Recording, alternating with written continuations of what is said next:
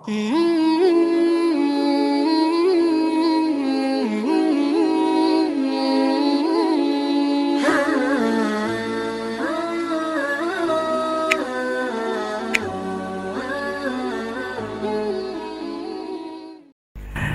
saya teruskan. Jadi kula suwun seperti keinginannya Rasulullah sallallahu alaihi wasallam. Terus niki terakhir anna Rasulullah sallallahu alaihi wasallam kana la yanamu hatta yaqra alif lam mim tanzil wa tabarakalladzi biyadil mulku wa qala las antawuf yufaddilani kulla suratin fil Qur'an bi sab'ina hasanatan. Jadi di antara kelebihannya surat Tabarok adalah mengungguli umumnya surat dengan kelas 70 kali derajat. Jadi keunggulannya surat Tabarok itu bisa darajah di bawah surat-surat yang lain. Sudah, ini surat Tabarok agak panjang. Tapi alhamdulillah dari semua itu surat Tabarok itu kalah mbek Qul huwallahu ahad. Jadi ini nikmat terbesar kita. Karena enggak perlu Tabarok, saiki porsi ini diturunkan jadi apa? Qul. Makanya banyak tarawih main apa? Kulhu. Itu bukan cari cepet, itu dalile musalsal ila Rasulillah sallallahu alaihi wasallam. Jadi ada sahabat itu kalau ngimami main kulhu. Di Indonesia masih mendingan kulhunya rakaat kedua ya.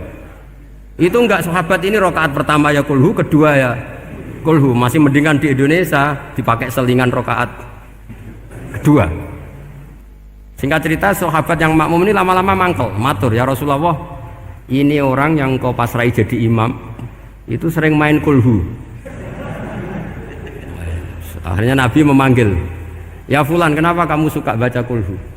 Li'annaha sifatur rahman, karena dalam surat kulhu itu semuanya menerangkan sifatnya Allah Ta'ala, maka saya suka itu. Nabi saat itu juga dapat wahyu, ya Muhammad kasih tahu orang itu, inni uhibbu, saya suka dia karena dia suka kulhu. Wah, itu aja hafalkan itu. Jadi itu riwayat yang lebih menggembirakan itu. Jadi ndak usah Tabarok, cukup apa? Dan itu lebih mutawatir. Makanya dalam legenda dunia kiai itu kan ini ada cucunya Sayyidina Ali.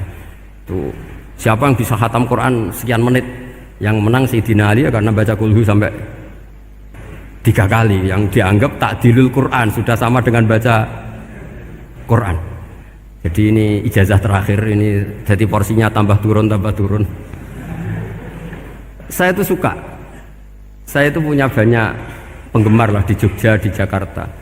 Memang agama ini harus mudah. Saya itu kalau baca kulhu itu sampai nangis. Nangis saya bukan karena faham atau haru, itu enggak.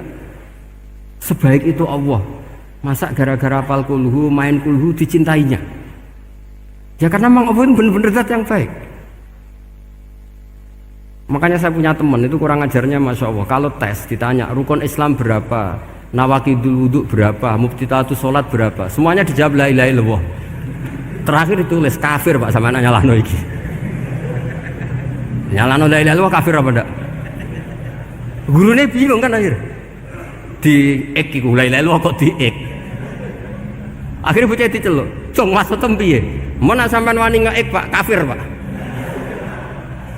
Akhirnya sugahno ribet-ribet. Pertanyaan apa saja? Ma mubtilatus sholat la ilaha illallah. Nah gitu wudu ya. Tapi jangan tiru loh. Lah gurune kok ngeek gak wani, kafir. Siapa yang berani ngeek la ilaha illallah? Ya ana meneh sing mbuweling. Angin belinge itu disurati wong tuane. Kalau nu mondok sarang era kuno, jadi ijek lugu wong. Surati wong tuane, kowe gak susah, wong tuamu disurati. Tenang ya Gus, bapakku buta huruf. Jadi wis disurati, gak ngefek wong bapaknya buta huruf. Nah, di Islam, saya ulang lagi di Islam, dengan tanda kutip kesalahan-kesalahan kecil gini ku zaman Nabi, sahabatnya Nabi, iku kabeh udah berkah. Makanya nggak ada ilmu sebarokah kayak zaman Nabi. Wong goblok wae jadi berkah.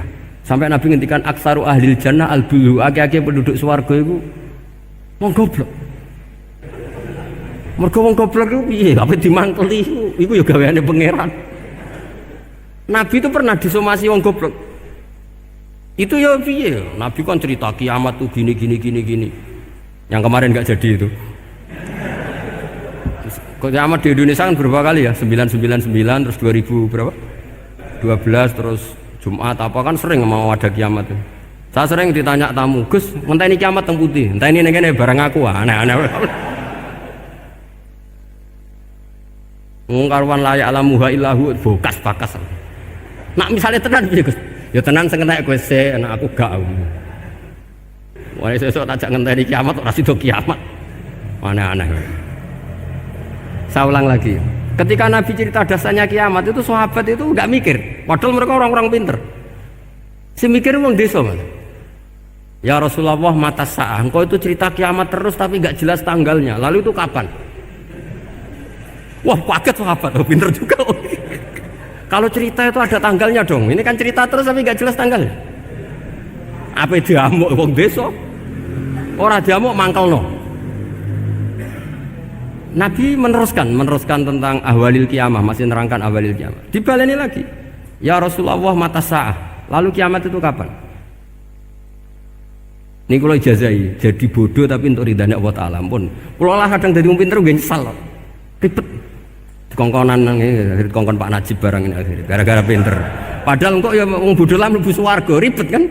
Direwangi dadi wong alim, sebelum kok wong bodohnya ya melok mlebu swarga. Wong gelombang kedua itu pengumumannya siapa pencinta Nabi, pencinta wong alim masuk swarga. Yang pertama seleksinya agak ketat. Yang kedua itu ya muhibin mun cukup mun. Jadi sebenarnya swarga ya ketemu wong jelas-jelas nih. Wah repot ya. Akhirnya ketika Nabi gak jawab, sahabat itu banyak yang analisis kariha maqala, lam yasma, ada yang bilang lam yasma. Memang Nabi tidak dengar. Ada yang analisis sami'a wa kariha maqala. Sebenarnya Nabi itu dengar tapi gak suka karena pas khutbah masih diinterupsi. Karena diulang-ulang lagi akhirnya akhirnya Arabi tadi mengulang-ulang lagi. Akhirnya Nabi jawab. Karena Nabi itu orang yang sangat pintar jawabnya. Ma'atatalaha. Kamu kok berani tanya kiamat kapan? Persiapan kamu apa? Fawawahi ma'atatulaha kabira sholatin wala siyamin wala kata wa kata. Walakinni uhibbuka. Cek menang ya pede. Apa Nabi tanya persiapan saya? Oh, kalau sholat saya biasa kok bangga. Wes wong desa biasa kok. Fawawahi ma'atatulaha kabira sholatin, saya sholatnya biasa, puasa biasa. Maksudnya yang wajib-wajib tok lah, ndak aneh-aneh. Tapi walakinni uhibbuka, tapi saya ini mencintai engkau. Apa jawabannya Nabi? Almar'u ma'aman ahabba. Dan itu melegenda seluruh dunia, baru kayak Bedui. Jadi semua orang yang hafal hadis almar'u ma'aman ahabba atau anta ma'aman ahbabta, itu barokatu hadal Badui, karena berkahnya orang Bedui. Dan hadis itu mutawatir karena dikatakan Nabi ketika khutbah, orangnya banyak yang hadir banyak. Barokahnya orang Bedui, gak disopan santun. Mukjizatnya Nabi seringnya gara-gara orang Bedui. Nabi khutbah, wis khutbah cerita akhirat, cerita kebaikan. Ya Rasulullah, khutbah mohon bakas akhirat kebaikan. Sekarang itu tidak ada hujan, halakatil amwal. Sekarang harta hilang semua. Hewan-hewan sudah mau mati semua karena apa? Kekeringan. Mohon jenengan rasa bakas niku, pun jaluk udan mohon. Nabi langsung Allahumma wah langsung udan tuwes. Nak jari ulama lah, buat Nabi berodok gelos putih udan seminggu nganti akhirnya sapi ini gak mati krono kehausan tapi kelentir. Parani nih Nabi, ini orang rasa salah paren. Ya Rasulullah, wong kula yo donga udan ben ra mati, saiki mati tenggelam. Mon lereni itu santai weh. Nah, saya minta doa hujan supaya hewan-hewan itu bisa minum dan seger. Dan ini malah do kelentir. Akhirnya Nabi itu nuruti meneng. Allahumma hawalena wala alena Allahumma alal akam wa zirab terus. Itu wong desa. Betapa barokahnya wong desa iki orang tahu. Betapa Rasulullah itu sekali ngendikan alam itu harus tunduk. Jadi min mu'jizati Rasulullah sallallahu alaihi wasallam itu sekali ngendikan alam itu harus ngikuti. Jadi Nabi misalnya ngendikan hujan, itu panitia hujan, malaikat hujan harus nuruti. Nabi ngendikan berhenti juga harus berhenti. Makanya enak jadi Nabi itu. Tapi kamu nggak mungkin, sudah tutup, tidak ada mungkin. Makanya Nabi itu pernah minta dalam satu maidah, ya fulan saya ambilkan dirok. Dirok itu kaki kambing yang depan, diambilkan. Ambilkan lagi, diambilkan. Ambilkan lagi ya Rasulullah, bukankah kambing hanya punya dirok dua, kaki depan dua? Andaikan kamu bilang iya, maka akan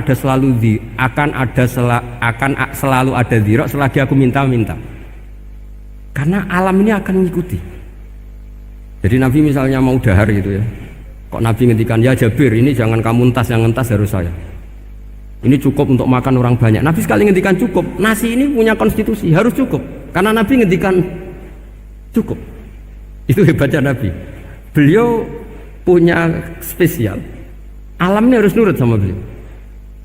Makanya disebut wadhabu wal ghazala yasyadani laka birrisalah. Semuanya itu harus tunduk. Nah, akhirnya syafaat-syafaatnya Nabi itu gara-gara wong desa-desa. Saya itu pengagum wong bodoh ya, termasuk hadisul arab itu. Ada orang desa tanya, ya Rasulullah nanti kalau saya mati itu yang ngisap siapa ya? Allah ya.